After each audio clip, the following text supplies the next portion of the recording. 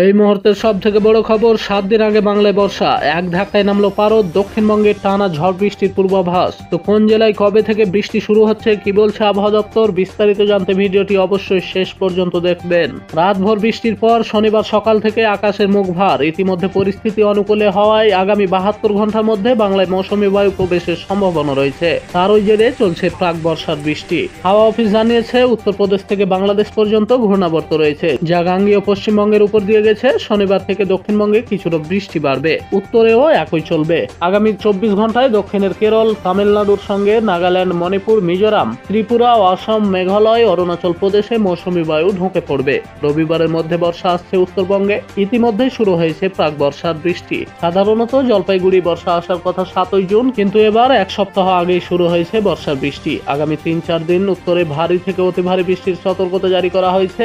আলিপুর আবহাওয়া দপ্তর জানিয়েছে, আগামী 4-5 দিন দক্ষিণবঙ্গ জুড়ে ঝড় বৃষ্টি চলবে। মঙ্গলবার পর্যন্ত বজ্রবিদ্যুৎ সহ বৃষ্টি হতে পারে। সপ্তাহান্তে বাড়বে বৃষ্টি। উপকূলের কয়েকটি জেলায় 50 কিলোমিটার গতিবেগে দমকা ঝোড়ো হাওয়া বইতে পারে। বাকি জেলাতেও 30 থেকে 40 কিলোমিটার গতিবেগে দমকা বাতাসের সঙ্গে বজ্রবিদ্যুৎ সহ বৃষ্টির সম্ভাবনা রয়েছে। কলকাতায় প্রাক বর্ষা বৃষ্টি চলবে। ইতিমধ্যে প্রাক বর্ষার বৃষ্টিতে ভিজতে শুরু করেছে শহর কলকাতা।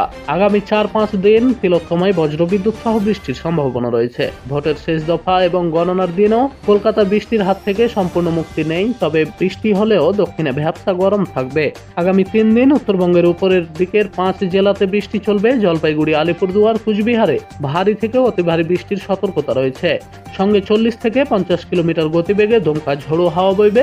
এছাড়াও দার্জিলিং, কালিম্পং, জলপাইগুড়ি, আলিপুরদুয়ার, কুচবিহার জেলাতে ভারী বৃষ্টির সঙ্গে দমকা বাতাসের পূর্বাভাস দিয়েছে আবহাওয়া দপ্তর।